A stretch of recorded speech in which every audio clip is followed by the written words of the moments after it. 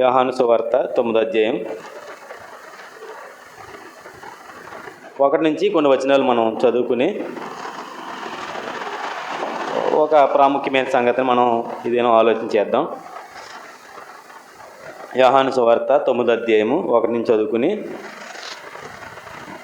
మనం కొన్ని ప్రాముఖ్యమైన సంగతులు ఆలోచన చేద్దాం. కొద్దిసేపు మీ హృదయాలను దేవుని వాక్యం వైపు మరల్చాలని మీకు తెలియజేస్తున్నాను. చదువుతాను, జాగ్రత్తగా ఆలకించండి. 9:1 ఆయన మార్గమున పోవుచుండగా పుట్టి గుడ్డి అయిన ఒక మనుష్యుడు కనబడెను. ఆయన శిష్యులు, బోధకుడా, వీడు గుడ్డివాడై పుట్టుటకు ఎవడో పాపం చేసెను, వీని కన్నవారా అని ఆయనను అడగగా, యేసు, వీడైనను వీని కన్నవారైనను పాపము చేయలేదు గాని దేవుని క్రియలు వీని యందు ప్రత్యక్షపరచబడుటకే వీడు గుడ్డివాడిగా పుట్టెను. పగలున్నంత వరకు నన్ను పంపిన వాని క్రియలు మనము చేయుచుండవలెను. రాత్రి వచ్చుచున్నది, అప్పుడు ఎవడును పని చెయ్యడు. నేను ఈ లోకంలో ఉన్నప్పుడు లోకమునకు వెలుగునని చెప్పాను. ఇక్కడ ఈ 9వ అధ్యాయంలో ప్రభువు మాట్లాడుతున్నారు. యేసుక్రీస్తు వారును ఆయన శిష్యులను ఆయా మార్గాల గుండా వెళుతున్న కాలం అది. చాలా సందర్భాల్లో యేసుక్రీస్తు వారు మరి ఆయా మార్గాల గుండా ప్రయాణించడము, ఆయా ప్రాంతాలకు వెళ్ళడము, ఆయా గ్రామాలకు వెళ్ళడం, ఆయా పట్టణాలకు వెళ్ళి యేసుక్రీస్తు వారు మరి ఈ లోక సంబంధమైన వార్తలు కాకుండా దేవుని రాజ్య సువార్తను ప్రకటిస్తున్న దినాలవి. ఆ దినాల్లో వారు ఒక మార్గం గుండా వెళ్తుంటే ఆ మార్గం గుండా వెళ్తున్న సమయంలో ఒక వ్యక్తి వారికి కనపడ్డాడు. ఆ వ్యక్తి ఎవరయ్యా అంటే, అతను పుట్టినప్పటి నుంచి గుడ్డివాడు, పుట్టినప్పటి నుంచి కూడా కళ్ళు కనబడని వాడు. ఇలాంటి వాళ్ళు మనం కూడా సమాజంలో చాలామందిని చూస్తాం. పుట్టినప్పటి నుంచి కళ్ళు కనపడని అనేకులు మనం సమాజంలో చూస్తున్నాం. ఇక్కడ ఆనాడు కాదు, ఈనాడు కాదు, ఏనాటికైనా ఇలాంటి వారు సమాజంలో ఉంటూనే ఉంటారు. ఎవరైనా ఈ సమాజంలో గుడ్డివారు లేరని కానీ, ఆ సమాజంలో గుడ్డివారు లేరని కానీ మనం చెప్పలేం. ఏదో ఒక సందర్భంలో మనకి ఇలాంటి వారు మనకు కనబడుతూ ఉంటారు. ఇక్కడ మానవుల ఆలోచన ఏంటంటే, ఏదైనా ఒక రోగం వచ్చినా, శరీరంలో ఏదైనా లోపం వచ్చినా, కుటుంబంలో ఏదైనా సమస్య వచ్చినా ఏం ఆలోచన చేస్తారో సమాజం అంటే, వీళ్ళు ఏదో పొరపాటు చేశారు, వీరు ఆ పొరపాటు చేయడం బట్టి వీరికి శ్రమ కలిగింది అని ఆలోచన చేస్తారు. ఎక్కువ శాతం దేవుని వాక్యం ఎరిగిన వారు కూడా ఇలాంటి మాటలు మాట్లాడడం మనం చాలామందిని చూస్తాం. మరి జాగ్రత్తగా గమనించండి దేవుని వాక్యాన్ని.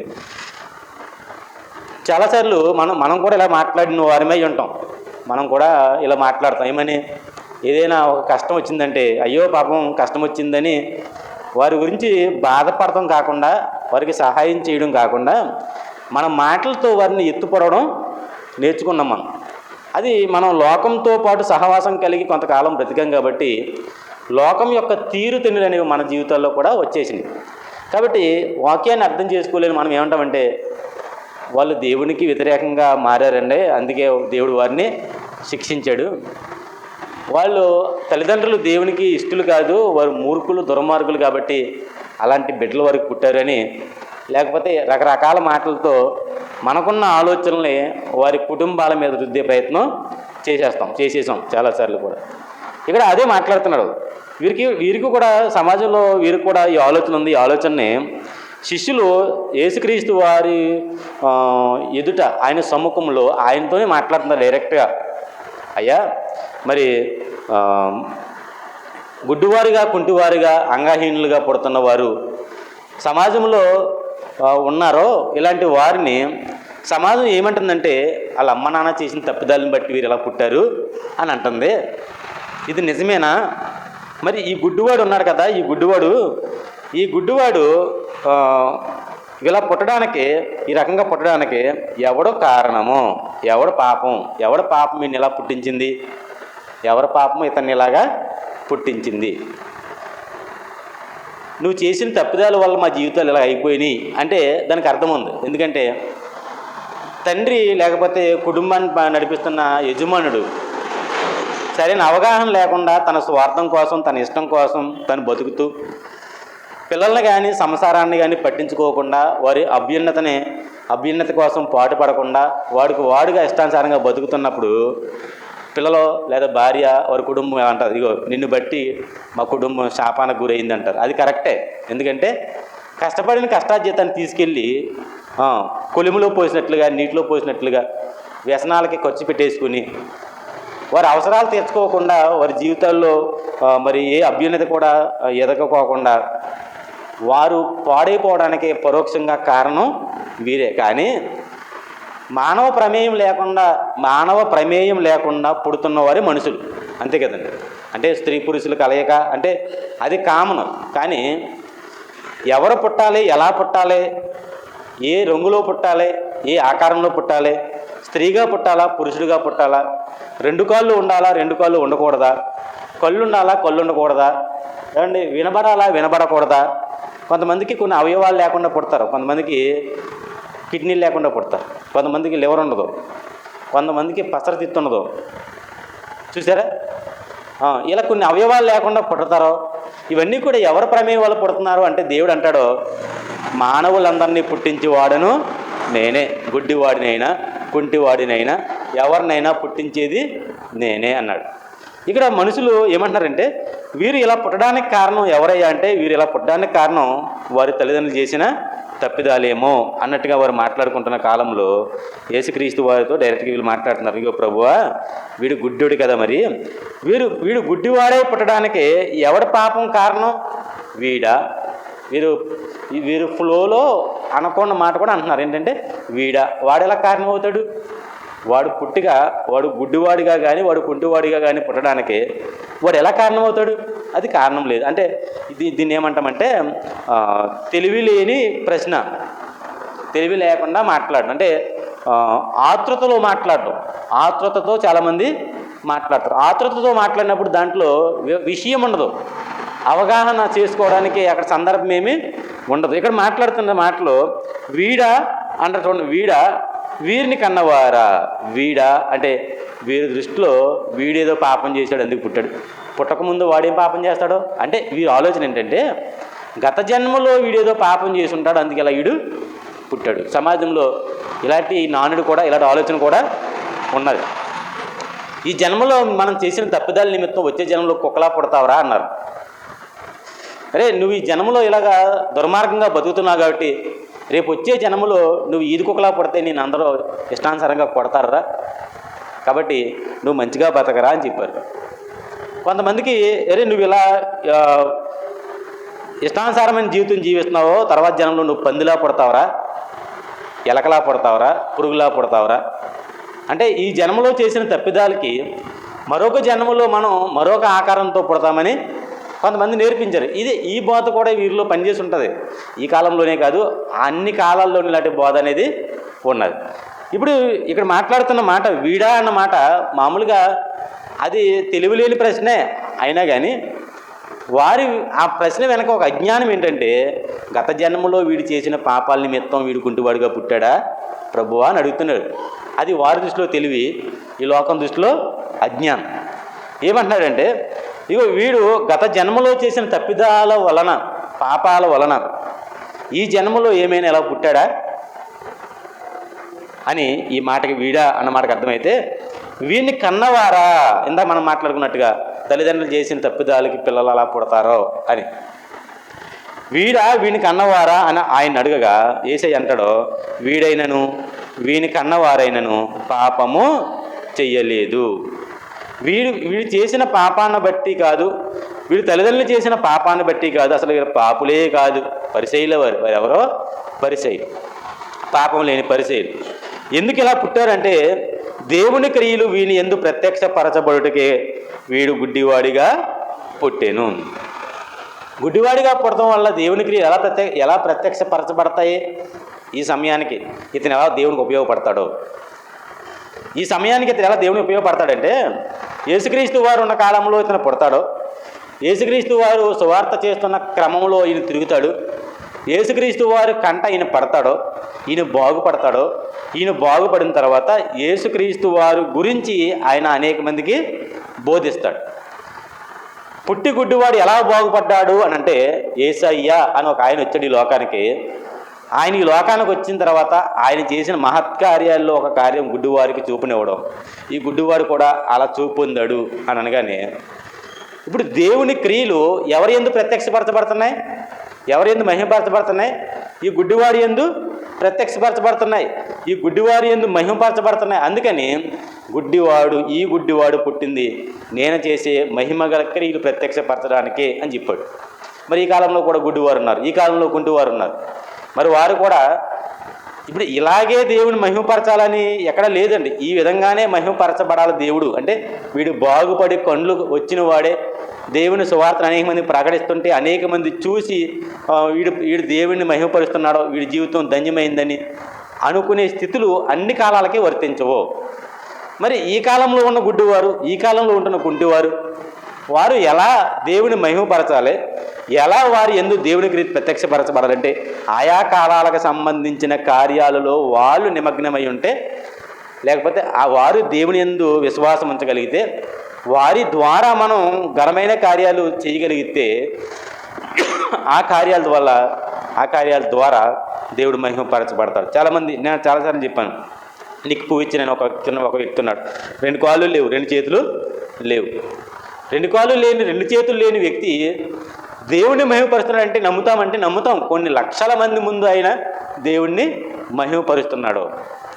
ఈ విధంగా ఏ కాలానికి ఏ విధంగా దేవుని మహిమపరచాలో గుర్తిరిగి కుంటివారు కానీ, గుడ్డివారు కానీ, అంగహీనులు కానీ ఆ విధంగా దేవుణ్ణి మహిమపరచాలి. ఇక్కడ ఈ గుడ్డివాడు పుట్టింది యేసుక్రీస్తు వారి క్రియలు ప్రత్యక్షపరచబడుతుంటే అప్పుడు వారు ఆ క్రియల నిమిత్తము అతను పుట్టాడు. 4వ వచనంలో, పగలున్నంత వరకు నన్ను పంపిన వాని క్రియలు మనం చేయుచుండవలెను, రాత్రి వచ్చుచున్నది అప్పుడు ఎవడనో పని చెయ్యలేదు. మనం పని చెయ్యాలి. పగలు ఉన్నంత కాలము మనం పని చెయ్యాలి. పగలంటే అర్థం ఏంటంటే వెలుగు ఉన్నంత కాలము మనం పని చేయాలి. వెలుగు నీలో ఉన్నంత కాలం, వెలుగంటే అది జీవమైన అయి ఉండాలి. యెహోవా నీ ఆత్మ యెహోవా పెట్టిన దీపము వెలుగు.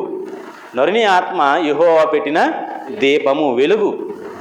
ఈ వెలుగు దేవుడు పెట్టిన ఆత్మ నీ జీవితంలో, నీ శరీరంలో ఉన్నంత కాలము, నీవు ఈ వెలుగు కలిగి, ఈ ఆత్మ కలిగి ఈ భూమి మీద బతుకున్నంత కాలము నువ్వేం చేయాలంట? దేవుని క్రియలు, నిన్ను పంపిన వాని క్రియలు మనము చేయాలి. రాత్రి వస్తుంది, అప్పుడు ఎవడనో పని చేయలేడు. చనిపోయిన తర్వాత మనం ఏం చేయగలమా? పని ఏమన్నా దేవుని పని చేయాలండి. ఈ వారం దేవుని సువార్త పాటించాలంటే వెళ్ళలేం, కష్టం. మనకున్న పనులు బట్టి, మనకున్న స్థితిగతులు బట్టి మనం ఏం చేయలేం. సరే, బ్రతుకుండగా దేవుని పని చేయలేం, చచ్చిపోయిన తర్వాత దేవుని పని చేయగలమా అంటే బైబిల్ ఈ విధంగా అంటది, మన్ను నిన్ను సన్నుతించునా, అస్థి పంజరం నిన్ను స్తుతిస్తుందా. చనిపోయిన తర్వాత సమాధిలో పెట్టబడిన తర్వాత ఖాళీగా ఉంటుంది. ఏ రోజు కూడా పని ఉండదండి. ఆ రోజు పని ఉంటుందా? ఏముంటుంది? చచ్చిపోయిన తర్వాత మనిషికి హాలిడేస్ అంట, లైఫ్ టైం హాలిడేస్.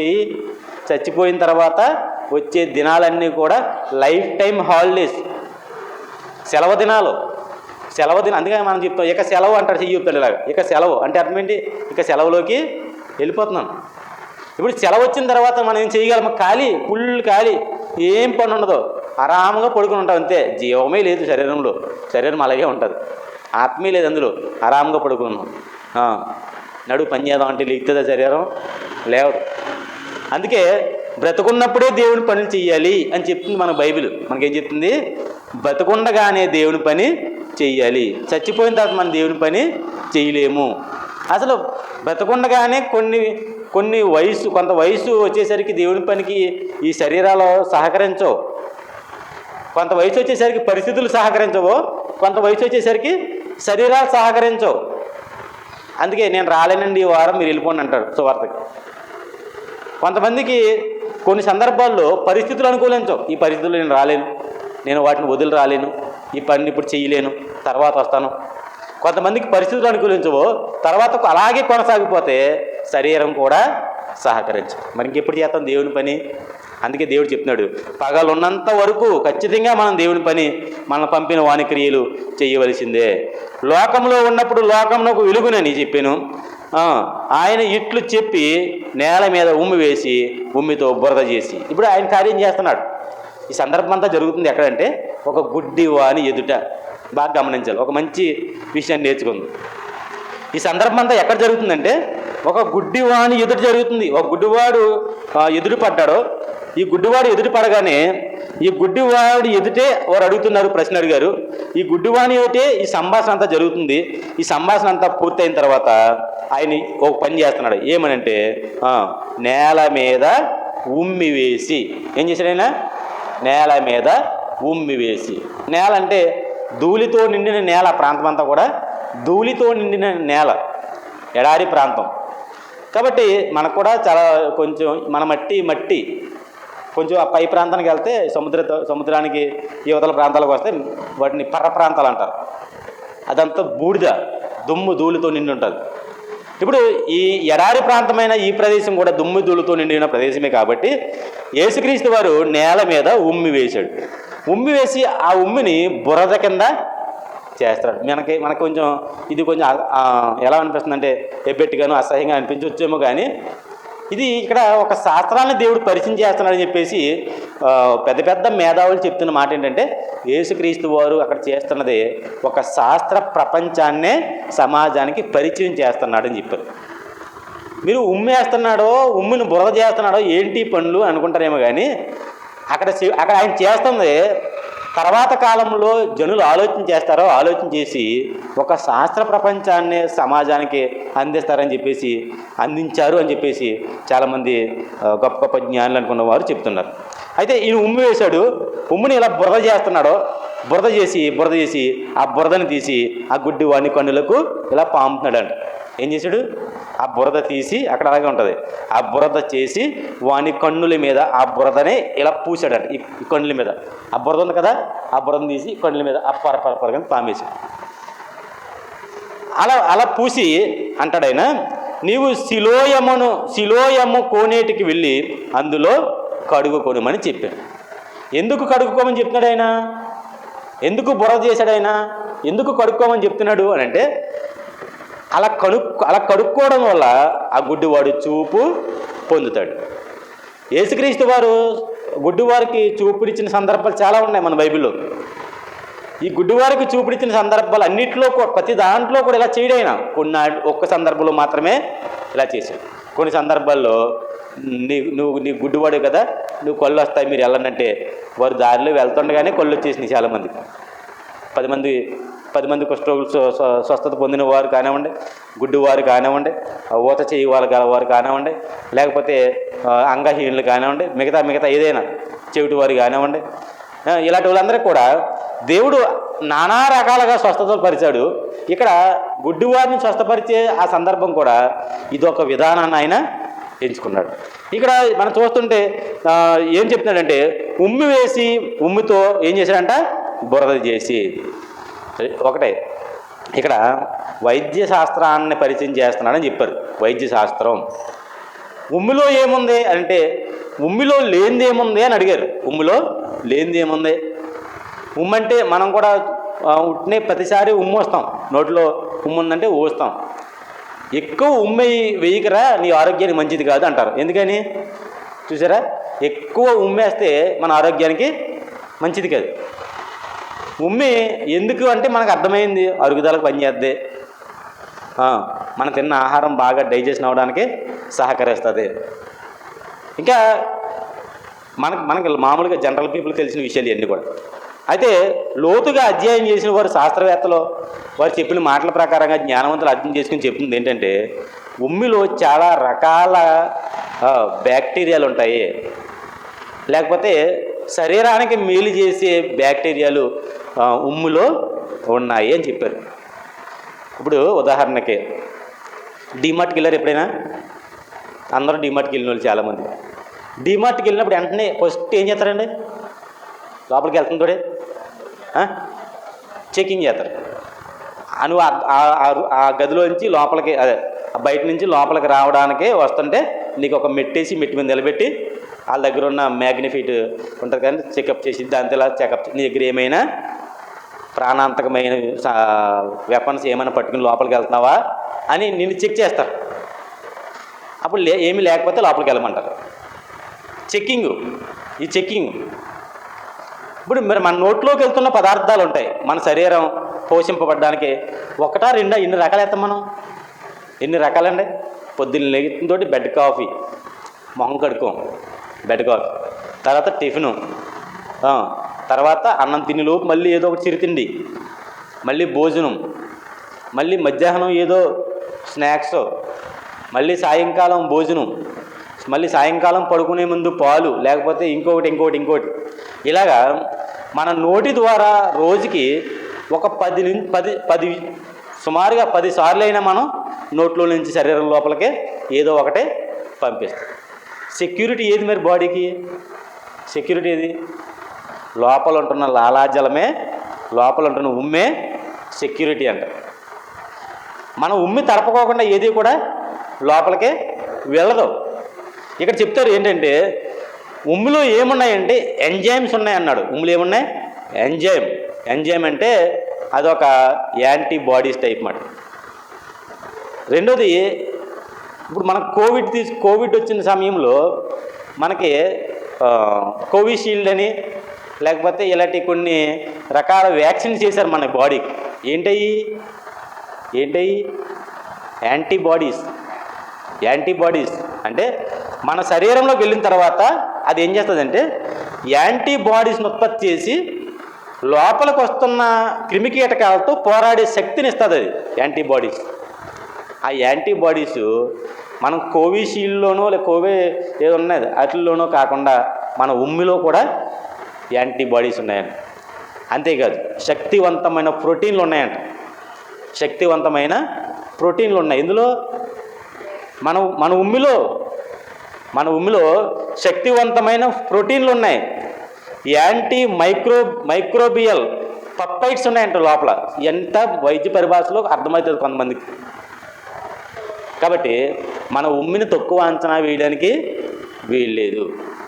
ఉమ్ములో చాలా ఉన్నాయి. అందుకే ఏ బ్యాక్టీరియా అయినా లోపలికి వెళ్ళిపోతుంది అనుకున్నప్పుడంట మనం లోపల ఉంటున్న ఉమ్మిలో ఉంటున్న యాంటీబాడీస్ ఉంటాయే అవి ముందు ఫస్ట్ దాని మీద దాడి చేసి ఆ యాంటీబాడీ ఇలా గట్టిగా ఉంది అని అనుకుంటే దాన్ని పలచన చేసేస్తాయి. ఉత్తినే పలచన చేసేస్తాయి.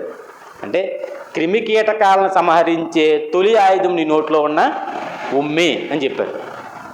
కాబట్టి ఈయన మనకు యేసుక్రీస్తు వారు పరిచయం చేసింది ఏంటంటే ఉమ్మిలో రోగ నిరోధక శక్తి ఉంది అని చెప్పాడు. ఇది చెప్పడానికే ఆ కార్యం చేశాడు సమాజాన్ని. ప్రజలు ఆలోచన చేస్తారు, ఏంటి ఇలా చేయడానికి కారణం ఏంటి? శాస్త్రవేత్తలకు అందరికీ బైబిలే మార్గదర్శనం. బైబిల్లో చెప్పిన దాన్ని బట్టే థామస్ అల్వా ఎడిసన్ బల్బును కనుగొన్నాడు. మనందరూ తెలుసు ఆయన లోకమునకు వెలుగై ఉన్నాడో. థామస్ అల్వా ఎడిసన్ బల్బును కనిపెట్టడానికి ఏంటంటే వాక్యమే ఆధారం.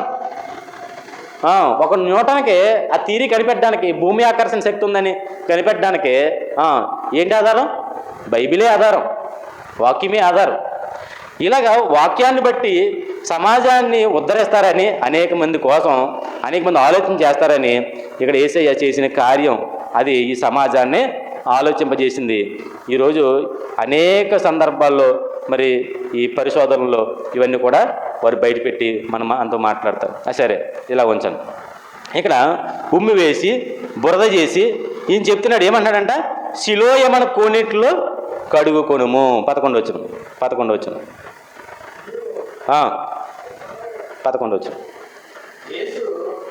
యేసు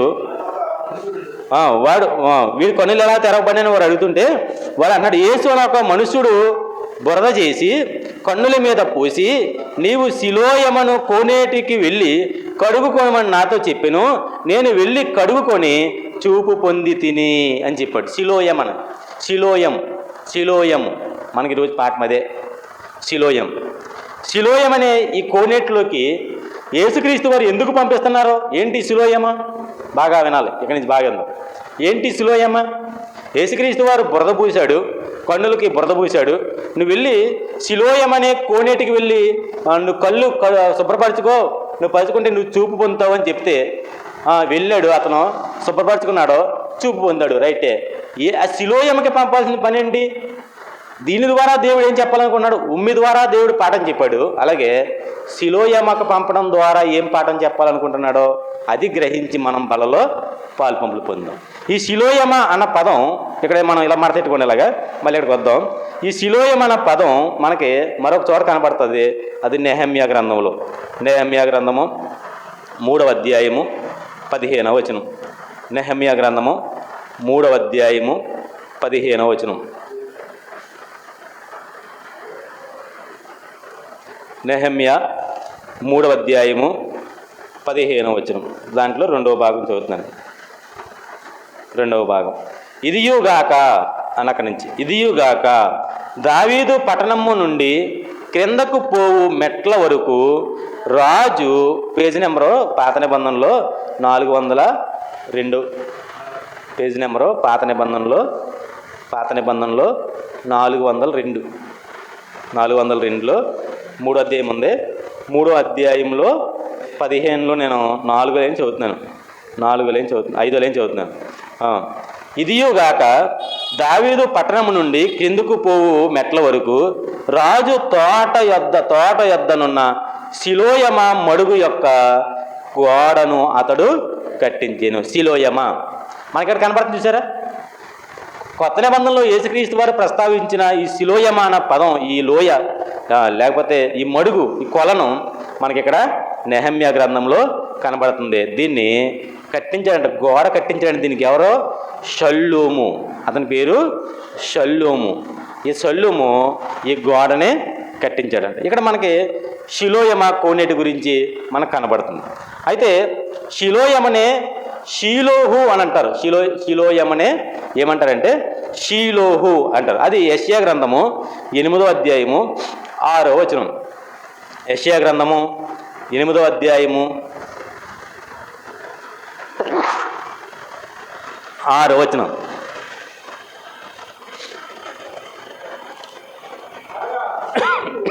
మరియు 8వ అధ్యాయం 6వ వచనం.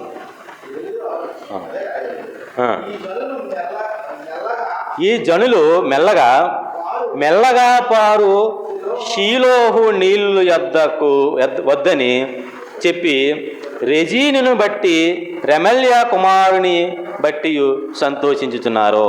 షీలోహు నీళ్లు, మెల్లగా పారే షీలోహు నీళ్లు. ఈ షీలోహి నీళ్ళు అన్న పదం మనకి షిలోయమ కోనేటిని చూపిస్తుంది. అయితే ప్రస్తుతం దీని పేరు ఏంటి అంటే, పేర్లు మారిపోతాయి కదండి కాలక్రమేణా. ఊర్ల పేర్లు, ప్రదేశాల పేర్లు, కొండల పేర్లు, అలాగే లోయల పేర్లు, చెరువుల పేర్లు మారిపోతాయి. అలా మారిపోయి ఇప్పుడు ప్రస్తుతం దీని పేరు ఏంటంటే అయన్ సిల్వాను అని అన్నారు. అయన్ సిల్వాను ప్రస్తుతం ఈరోజు ఈ పేరుతో పిలువబడుతుంది. ఎప్పటికి కూడా కోనేరు మనకు కనబడుతుంది. అయితే దీన్ని క్రీస్తు వచ్చిన తర్వాత 70వ సంవత్సరంలో దీన్ని పూర్తి చేశారు. ఈ కోనేటిని పూర్తి చేసి చాలా సంవత్సరాల తర్వాత, అంటే సుమారుగా 2000 సంవత్సరాల తర్వాత 2004వ సంవత్సరంలో, మొన్న సరిగ్గా 20 సంవత్సరాలు అయింది నేటికి, సరిగ్గా 20 సంవత్సరాల క్రితం దాన్ని గుర్తించి దాని పూడికిని తీసి మళ్ళీ అదొక కొలనగా ఏర్పాటు చేశారు. ఇప్పటికీ ఉంది అది. దాని పేరేంటి? అయన్ సిల్వాను. ఇది సిలోయమ కోనేరు. ఈ సిలోయమ కోనేరు ఎలా ఏర్పడింది, దీన్ని ఎవరు తవ్వించారు అనే విషయాన్ని చూసుకుని అసలు దీని ద్వారా దేవుడు మనతో ఏం మాట్లాడాలనుకుంటున్నాడో మనం గ్రహించే ప్రయత్నం చేద్దాం. 2వ రాజుల గ్రంథము 20వ అధ్యాయం. 2వ రాజుల గ్రంథము 20వ అధ్యాయం చూడండి.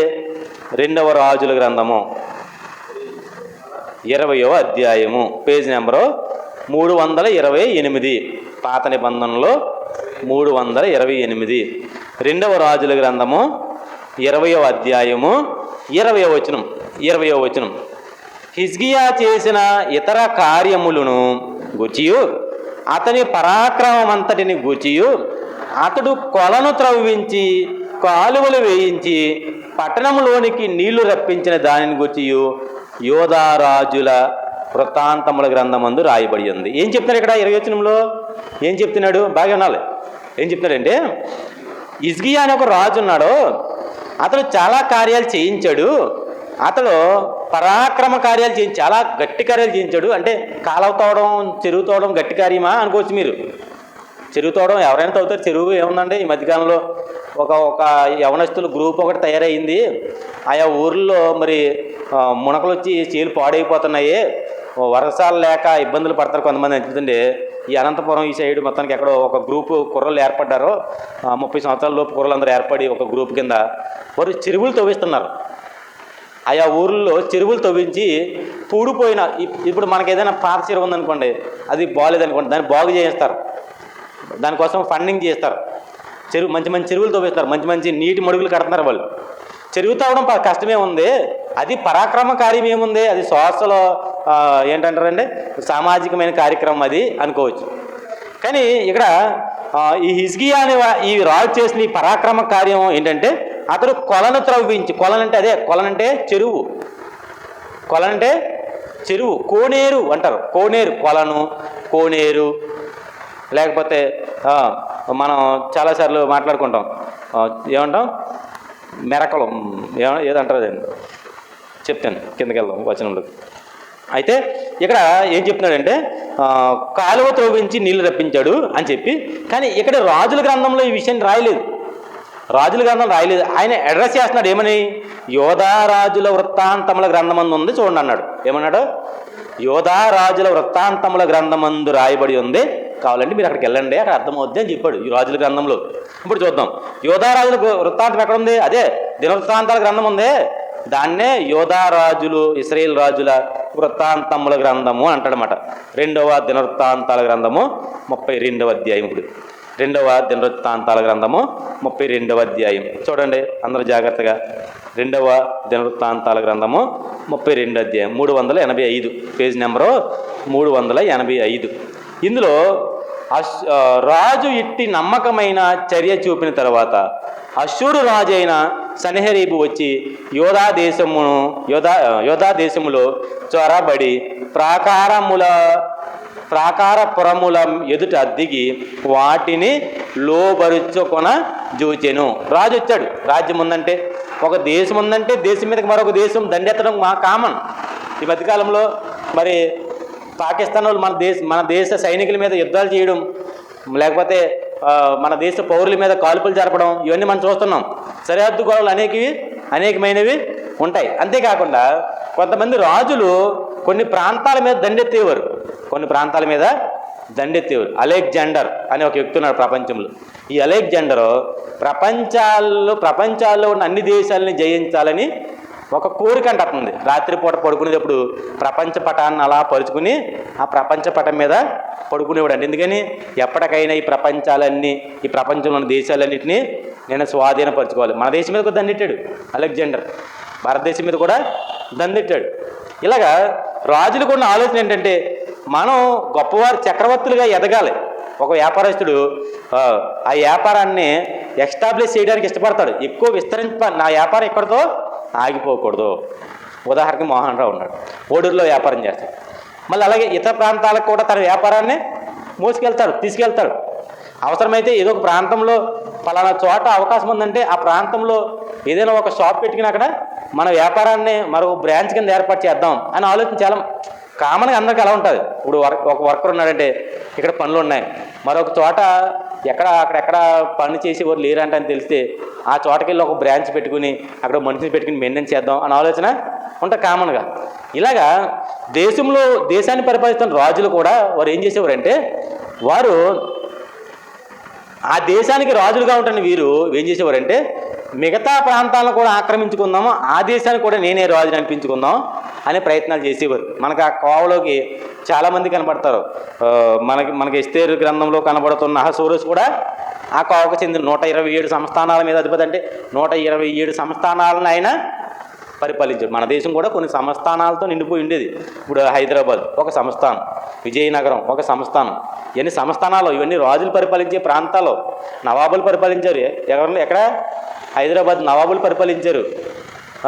ఇలా కొన్ని ప్రాంతాలు, ఇవన్నిటినీ సర్దార్ వల్లభాయ్ పటేల్ ఒక ఆయన ఉన్నారు కదండి, ఈయన మన రాజకీయ నాయకుడు. ఆయన స్వతంత్రం వచ్చిన తర్వాత ఈ చిన్న చిన్న భారతదేశం అంతా ఒక రాజ్యం కాదు, భారతదేశం అంతా ఒకే రాజ్యం కాదు. అప్పుడు సామంతరాజులు ఆయా ప్రాంతాలను వారు పరిపాలిస్తుంటారు. మనకి ఇక్కడ మొఘలుతో వచ్చిందంటే అదొక రాజ్యం, అదొక రాజ్య పరిపాలన. ఈ భూములన్నీ కూడా వాళ్ళ కిందే ఉండేవి. ఇలాగా సర్దార్ వల్లభాయ్ పటేల్ వచ్చిన తర్వాత ఒక్కొక్క సామంతరాజు దగ్గరికి వెళ్ళి మనమంతా ఏకరాజ్యంగా ఉందామని చెప్పేసి అందరినీ కలిపి ఒక రాజ్యంగా చేశాడు. ఇప్పటికే కూడా ఈ రాజ్యంలో కలని రాజ్యాలు చాలా ఉన్నాయి. ఇప్పుడు జమ్మూ అండ్ కాశ్మీర్ ఉంటుంది, అది భారతదేశంలో కలవలేదు ఒకప్పుడు. మన 374 ఏదో యాక్ట్ రద్దు అయిపోయిన తర్వాత అప్పుడు కలిసారు వాళ్ళు. తెలిసి మీకు గుర్తుంటుంది మీకు బాగా, ఏదో మొత్తానికి. ఇప్పుడు యానం ఉంది, అది కేంద్రపాలిత ప్రాంతం. అది ఉదాహరణ చెప్తున్నాను. ఇలా కొన్ని ప్రాంతాలు ఉంటాయి. ఈ ప్రాంతాల్లో ఇప్పటికీ కలవలేదు. హైదరాబాదు నవాబులు చాలా కాలం దాకా కలవలేదంట, తర్వాత ఎప్పుడో కలిశారంట. తర్వాత అలా మనం ఆలోచన చేస్తుంటే రాజులు పరిపాలించేవారు వారికి ఉన్న ఆలోచన ఏంటంటే, నేను ఆ కంపెనీ ఆ కొంపలు ఆ కొంపన ఈ కొంపన అందరి కొంపన వేసుకున్నాను అనుకుని ఉంటారు చూసారు చాలామంది. అలాగా రాజులు కూడా అంట అన్ని దేశాలని పరిపాలించేయాలన్న కోరిక. ఈ అశూరు రాజు కూడా ఎలాంటి కోరిక అంటే, అశూరు రాజుకి ప్రతి రాజ్యము కూడా నాదే అవ్వాలి. ఇప్పుడు ఈ అశూరు రాజు చూపు ఎక్కడ పడింది? యోధా దేశం అని ఒక చిన్న దేశం ఉంది, ఆ చిన్న దేశమే పడింది. దాన్ని ఆక్రమించేసుకుందాం మన సైన్యంతో వీళ్ళు ఆక్రమించేసుకుని నా రాజ్యం నేను చేసుకుందాం అనుకున్నాడంట. అనుకుని బయలుదేరి వెళ్ళి ఏం చేశాడంట, యోధా దేశంలో చొరబడి ప్రాకారపురముల ఎదుట దిగి వాటిని లోబరచకొన జూచెను. వాటిని పట్టుకోవాలి, ఆక్రమించుకోవాలన్న ప్రయత్నం చేస్తున్నాడు. వినాలి, మళ్ళీ జాగ్రత్తగా వినాలి. ఇప్పుడు సన్హెరీబు దండెత్తి వచ్చి యెరూషలేము మీద యుద్ధము చేయని ఉద్దేశించుచున్నాడని హిజ్కియా విన్నాడు. ఎవరు విన్నారో? హిజ్కియా వింటున్నాడు. ఎవరో రాజు వచ్చాడు సైన్యంతో, ఈ రాజు వచ్చి యుద్ధం చేయడానికి వచ్చాడు, మన దేశాన్ని స్వతంత్రించుకోవడానికి ప్రయత్నం చేస్తున్నాడని విన్నాడండి.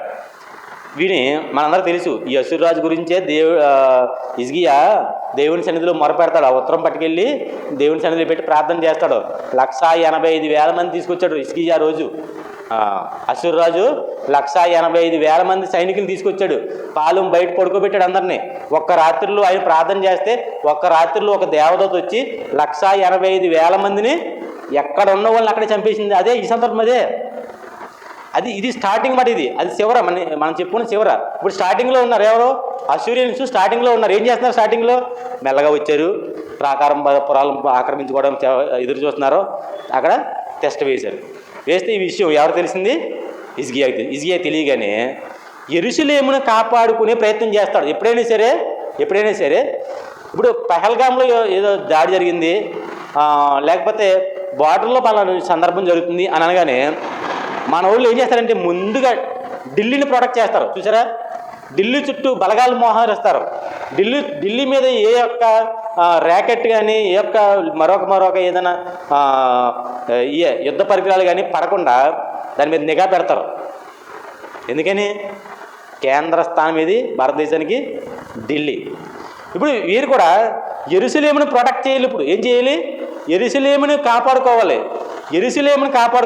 ప్లస్ ఇంకోటి ఏంటంటే, యెరూషలేమును కాపాడుకోవడమే కాదు, వస్తున్న వీరికి ఏ విధమైన సహకారం అంటే, ఇప్పుడు మనం ఈ ఊర్లో దిగాం, మంచి కాలువ ఉంది, ఏం అక్కర్లేదు వాళ్ళకి. కాలువ ఉందనుకో, హ్యాపీగా స్నానం చేస్తారు, హ్యాపీగా కాలువ నీళ్ళు తాగేస్తారు, హ్యాపీగా ఏం తెచ్చుకుని తింటారో, సరిపోయింది.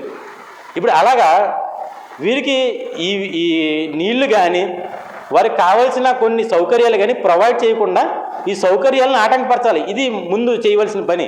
శత్రువు ఎక్కువ కాలం అక్కడ ఉండకుండా చేసుకోవాలి. అందుకని వాళ్ళు ఏం చేశారంటే నీటి ఓటలన్నింటినీ బంద్ చేశారు. యెరూషలేము చుట్టూ ప్రాంతాల్లో ఉంటున్న వాళ్ళు బయట ఉన్నారో వీరు చేస్తున్న పని, తెలివైన పని ఏంటంటే యెరూషలేము చుట్టూ ఉంటున్న నీళ్ళ సౌకర్యం లేకుండా, నీళ్ళే ప్రధానం, యుద్ధానికి ఎట్లకైనా నీళ్ళే ప్రధానం. నీళ్ళ సౌకర్యాలు లేకుండా నీళ్ళ ఓట్లన్నీ వారికి తెలుసు కాబట్టి మూసేసి నేను మామూలుగా చెప్తాను, జాగ్రత్తగా గమనించండి. మూసేసి ఇందాక చెప్పాను, హిజ్కియా పరాక్రమ క్రియ అంట. ఏంటి? కాలువ తవ్వించడమును చెరువు తవ్వించడము ఏంటంట? పరాక్రమ క్రియ అంట. పరాక్రమ క్రియే. ఎందుకంటే ఏ సందర్భంలో ఏ పని చేస్తున్నామో ఆ పనికి సందర్భాన్ని బట్టి ప్రాముఖ్యత అనేది వస్తుంది. అలాగే ఇక్కడ పరాక్రమం గలవాడు అనిపించుకోవడానికి అతడు కాలంలో చెరువులు తవ్వుతుంది సమాధానంగా ఉన్న కాలం కాదు. బయట లెక్కకు మిడతల వలె ఉన్న ఇసుక రేణుల వలె ఉన్న శత్రు సమూహం బయట ఉంటే 185,000 మంది సైనికులు వెపన్స్ పట్టుకుని బయట ఉంటే వారిని కాదని ఇప్పుడు చెరువు తవ్వుతున్నాడంట. అది పరాక్రమ క్రియ కదా. వారిని కాదని ఇప్పుడు కాలువ తవ్వాలి. చిన్న చిన్న ఊర్లు ఏంటంటే యెరూషలేము అంటే చిన్న చిన్న ఊర్లు, పెద్ద పెద్ద పట్టణాలు అయ్యి. ఇప్పుడు యెరూషలేములో ఒక కొలను తవ్వించాడు. కొలను అంటే ఒక చెరువు, పెద్ద చెరువు. అది ఎంత అంటే ఇప్పుడు సిలోయమ కోనేరు ఎంతనంటే ఎకరం 25 సెంట్లు అంట. ఒక ఎకరము ప్లస్ 25 సెంట్లు అంటే మన గ్రౌండ్ ఉందే, గ్రౌండ్ కంటే కూడా పెద్దదే. అంత చెరువు తవ్వించాడంట. ఎందుకు? నీళ్ళు కోసం. సరే, బయటికి వీరు వెళ్ళక్కర్లేదంటే లోపల ఉండాలంటే లోపల నీరు ఉండాలి కదా. కాబట్టి లోపల నీటి కోసం నీటి మడుగు అన్నాడు. నీటి మడుగు, కోనేరు, చెరువు అంటాడు. ఈ చెరువు ఎకరం 25 సెంట్లు కలిగిన విస్తీర్ణంలో ఒక అతిపెద్ద చెరువుని తవ్వించాడంట. తవ్వించి మరి దీనికి నీరు ఎలా రప్పించాలి? శత్రువులు బయట ఉన్నారో వీరు అడ్డగించినట్టుగానే వారు కూడా యెరూషలేములోకి రాకుండా నీళ్ళకి అడ్డమేయచ్చా, ఎక్కర్లేదా? వేసేయగలరు. ఇప్పుడు ఉదాహరణకి ఈ కిందకి నీళ్ళు వెళ్ళకోకుండా పై ప్రాంతంలో, రాపాక ప్రాంతంలో బంద్ చేశారనుకోండి, నీళ్ళు రావు, కిందకి మనకు నీళ్ళకి రావు. ఇప్పుడు శత్రువులు అశ్షూరు రాజు సైనికులు, లేకపోతే యెరూషలేముకి శత్రువులు, హిజ్కియాకి శత్రువులు వస్తున్న నీళ్ళని ఆటంకపరచకూడదంటే ఏం చేయాలి? ఇప్పుడు కాలవలాగా ఉండాలి, కాలువ కనపడకూడదు. అది ప్లాన్, హిజ్కియా ప్లాన్. అది అర్థమవుతుందా? కాలువలా ఉండాలి కానీ కాలువ కనపడకూడదు అన్నాడు. ఎలా చేయాలి కాలువ కనపడకుండా అంటే అగాధంలో నుంచి కాలువ తవ్వుదాం అన్నాడు.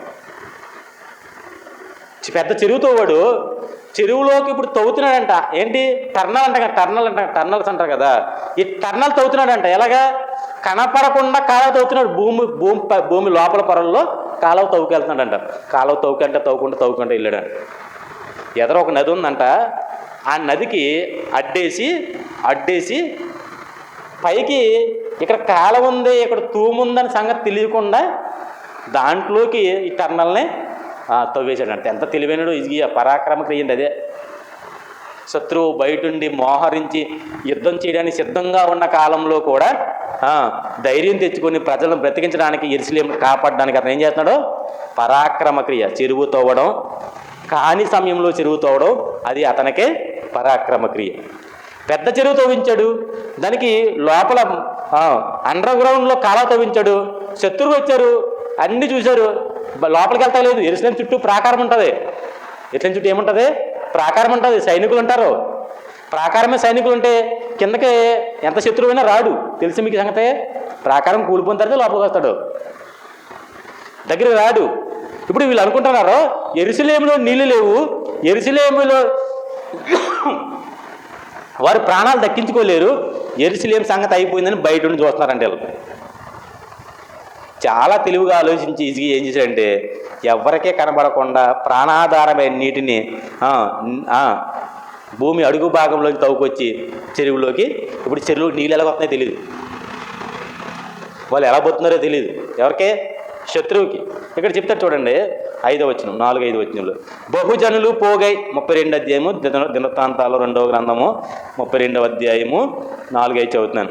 బహుజనులు పోగై అశ్షూరు రాజులు రానేలా, విస్తారమైన జలములు వారికి దొరకనేలా అనుకుని ఓటలన్నింటినీ దేశ మధ్యము గుండా పారుతున్న కాలువలను అడ్డిరి. మరియు రాజు ధైర్యము తెచ్చుకుని పాడైన గోడను యావత్తు కట్టించి, యెరూషలేం గోడను బాగు చేయించాడు, గోపురం వరకు దాన్ని ఎత్తు చేయించి బయట మరి ఒక గోడను కట్టించి ఏం చేస్తున్నాడు? చాలా పనులు చేస్తున్నాడు. వాటితో పాటు 30వ వచనం, రాజు గీసోను కాలువకు ఎగువన కట్ట వేసి, గీసోను కాలువకు ఎగువన కట్ట అంటే అడ్డుకట్ట వేసి, మరే ఎలా తవ్వుతాడు? ఎగువ అడ్డుకట్ట వేయకుండా కింద తవ్వేతారా? ఇప్పుడు మన కాలువ తవ్వుతుంది ప్రొక్లైన్ చూసారా? చిన్నపాటి ఊట కూడా కిందకి వెళ్ళకూడదని అక్కడక్కడ కొంచెం ఏం చేస్తున్నారు? అక్కడక్కడ అడ్డుకట్టలేస్తున్నారు చూడండి కావాలంటే మీరు. ఎందుకని? ఆ జలం కిందకు వచ్చిందంటే వారు పని చేసుకోలేరు. ఇప్పుడు ఈ కాలువ తవ్వుతున్న వీరు ఒకేసారి అలా తవ్వుకుంటా వెళ్ళి అలా లోపల కొట్టేసారు, ఏమవుద్ది? తవ్విన వారు అందరూ కొట్టుకుపోతారు కాలువలోకి. ఎగులు పెద్ద కాలువ అంటే చిన్న చిన్న కాలువ కాదయ్యి. ఇప్పుడు ఏం చేయాలి? ఆ నీరు కిందకి రాకుండా ఉండాలంటే ముందు ఆ ఎగువలో కట్టవేయాలి. ఆ ఎగువలో కట్టవేసి తెలియకుండా, శత్రువుకు తెలియకుండా ఎగువలో కట్టవేసి ఇప్పుడు దీనికి కాలువ తీసిన తర్వాత ఎగువ కట్ట దింపేస్తే కాలువలోకి నీళ్ళు వచ్చేయంట. చూడండి, గీషోను కాలువకు ఎగువను కట్ట వేయించి దావీదు పట్టణపు పడమటి వైపునకు దాన్ని తెప్పించి ఇజికియా తాను పూనుకొనిన సర్వ ప్రయత్నములు యందు వృద్ధి పొందేను. ఏం చేశాడు ఇప్పుడు? ఏం చేశాడు ఈయన? చెరువు తవ్వించాడు, కొలను తవ్వించాడు. ఈ కొలనకి నీరు ప్రవహించడానికి కాలువ తవ్వించాడు. ఇది పరాక్రమ క్రియ అని చెప్పి ఈ కొలన పేరు ఏంటంటే సిలోయం అనే కొలను. దీన్నే రాజు కొలను, రాజు కోడేరు అన్నాడు. నెహెమ్యా గ్రంథము పక్కనే ఉంది, తీయండి, పక్కనే ఉంటుంది. ఎజ్రా, నెహెమ్యా, దినవృత్తాంతాల తర్వాత ఎజ్రా, దాని తర్వాత నెహెమ్యా. 2వ అధ్యాయము 14వ వచనం. తర్వాత కాలంలో నెహెమ్యా గారి కాలంలో దీన్ని ఏమని ప్రస్తావన చేస్తున్నాడు వినండి. అక్కడ నెహెమ్యా 2వ అధ్యాయము 14వ వచనం. తర్వాత నేను బొగ్గ గుమ్మకు వచ్చి రాజు కోనేటికి వెళ్ళి తిని. దీని ఏమన్నాడు ఇప్పుడు? రాజు కోనేరు. ఏం పేరు దీని పేరు? రాజు కోనేరు. యెషయా 22:9 కోనేరు అంటాడు. అలాగే 2వ రాజులు 18:17 మెరక కొలను అన్నాడు. యెషయా గ్రంథం 7వ అధ్యాయం 3వ వచనంలో చాకిరేవు అన్నాడు. దాన్ని ఏమన్నాడు? బట్టలు ఉతుకునే కాలువ, బట్టలు ఉతుకునేది ఇంచుమించుగా ఉదాహరణ. అన్ని రకాలుగా ఉపయోగించుకున్నారు. దాన్ని చాకిరేవు అన్నాడు, మెరక కొలను అన్నాడు, కోనేరు అన్నాడు, రాజు కోనేరు అన్నాడు. దాన్ని ఏమన్నాడు? సిలోయం అనే కోనేరు అన్నాడు. దాన్ని ఏమన్నాడు? షిలోహు నీళ్ళు అన్నాడు. దాన్ని ఏమన్నాడు? అయిన్ సిల్వాను అన్నారు. ఈరోజు దాన్ని అయిన్ సిల్వాను అన్నారు. ఇది సిలోయం అనే కోనేరు యొక్క చరిత్ర. మనం ఇక్కడికి వచ్చి ముగించుకుందాం. యోహాను సువార్త. ఇప్పుడు అర్థమైంది కదా మీకు సిలోమయ కోనేరు గురించి.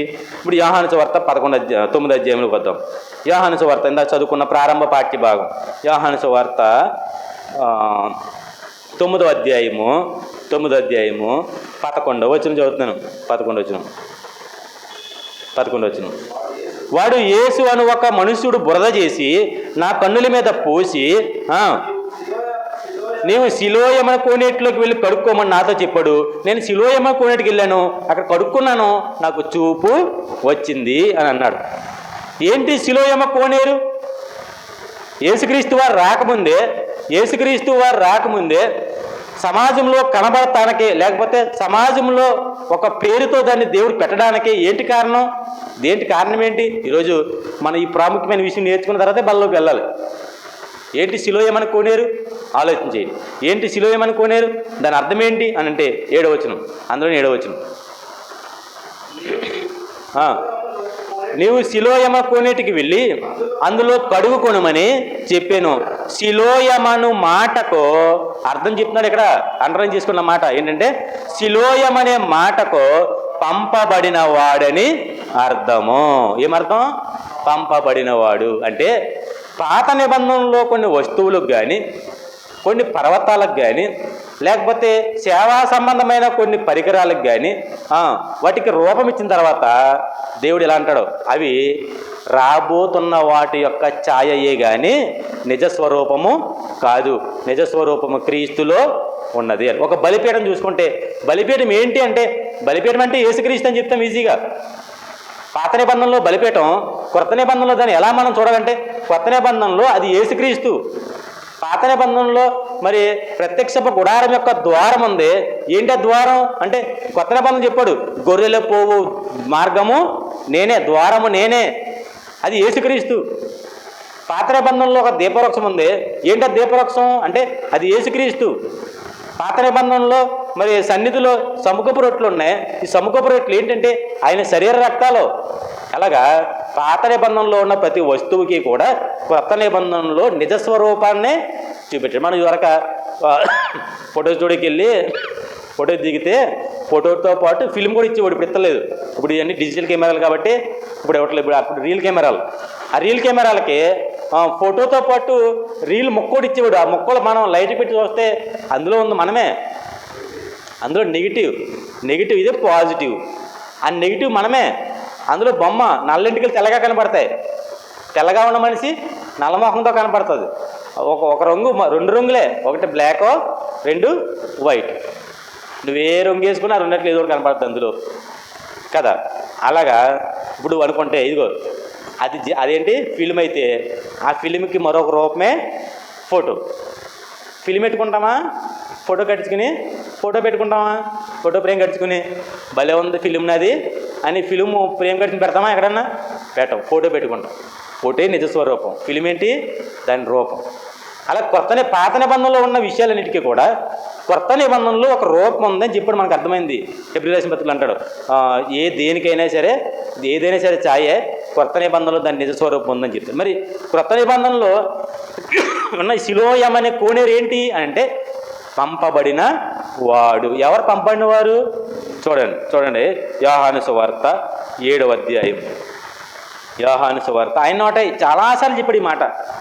యోహాను సువార్తలో చాలాసార్లు ఉంటుంది ఈ మాట. యోహాను సువార్త 7వ అధ్యాయము యోహాను సువార్త 7వ అధ్యాయం 28వ వచనం. 7:28. కాగా యేసు దేవాలయంలో బోధించుచు, మీరు నన్ను ఎరుగుదురు, నేను ఎక్కడి వాడినో ఎరుగుదురు, నా అంతట నేనే రాలేదు, నన్ను పంపిన వాడు సత్యమంతుడు. నా అంతట నేను రాలేదు, నన్ను పంపారు. నేను పంపబడిన వాడను. నేను ఎవరో పంపబడిన వాడును. అర్థమవుతుందా మీకు అర్థమవుతుందా? నేను పంపబడిన వాడను అంటే నేను ఎవరో తెలుసా? పాత నిబంధన కాలంలో త్రవ్వబడిన కొలను నేనే, సిలోయం. పాత నిబంధన కాలంలో త్రవ్వబడిన కొలను నేనే. వారికి జీవాన్ని ఇచ్చింది, వారికి జీవితాన్ని ఇచ్చింది, వారి జీవితాలు నిలవబెట్టింది నేనే. కొలను, జీవం కలిగిన కొలను.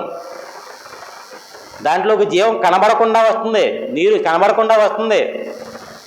ఆ కొలను ఏదో కాదు, పాత నిబంధనలో కనబడుతున్న ఆ సిలోయమే అనే కొలను పంపబడిన వాడైతే ఆ పంపబడిన వాడిని నేనే. ఆ సాదృశ్యమే మీకు దేవుడు ముందుగా సిద్ధపరిచి చూపించాడు. సిలోయమైన కోనేరు ఎవరో కాదు, నేనే అని చెప్పినట్టు చూడండి. 6వ అధ్యాయం 38వ వచనంలో. 6వ అధ్యాయము 38వ వచనం. నా ఇష్టము నేను నెరవేర్చుకుంటకు నేను రాలేదు, నన్ను పంపిన వాని. చూసారు, నన్ను పంపిన అంటే ఏంటి అంటే అర్థం ఏంటి? నేను పంపబడిన వాడును. నన్ను పంపన వాని చిత్తము నెరవేర్చుటకే పరలోకం నుంచి వచ్చింది. 44. నన్ను పంపిన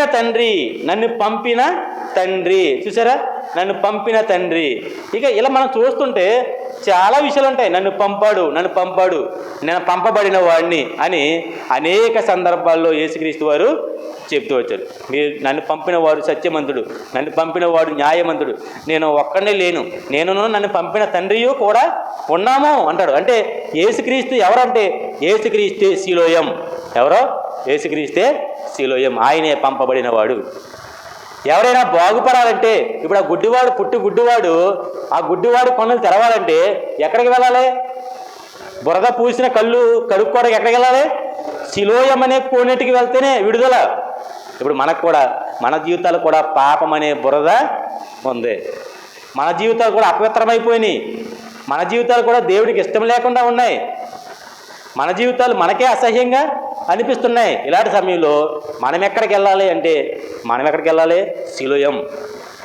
ఆయన యొద్దకు రావాలి. ఎక్కడికి వెళ్ళాలి? ఆయన యొద్దకు రావాలి. మనం ఆయన యొద్దకు రాకపోతే మన పాపాలకు విడుదల అనేదే లేదు. పంపబడిన వాని యందు విశ్వాసం ఉంచకపోతే, పంపబడిన వాని యొద్దకు మనం రాకపోతే మనకున్న అంధత్వం అనేది పోదు, మన గుడ్డితనం అనేది పోదు, మనకున్న పాప రోగం అనేది పోదు. ఇప్పుడు మనం సిలోయం అనే కోనేరు దగ్గరికి వస్తున్నాం. వచ్చామా? ఏది సిలోయం అని కోనేరు? అదిగో బల్ల. ఆయన శరీర రక్తాల రూపంలో మన మధ్యలో ఉన్నాడు. అదే సిలోయం. ఇప్పుడు మనం సిలోయంలో చేతులు అయిపోతున్నాం. మనం సిలోయంకి సమీపించబోతున్నాం. ఇప్పుడు ఏం చేస్తున్నాం మనం?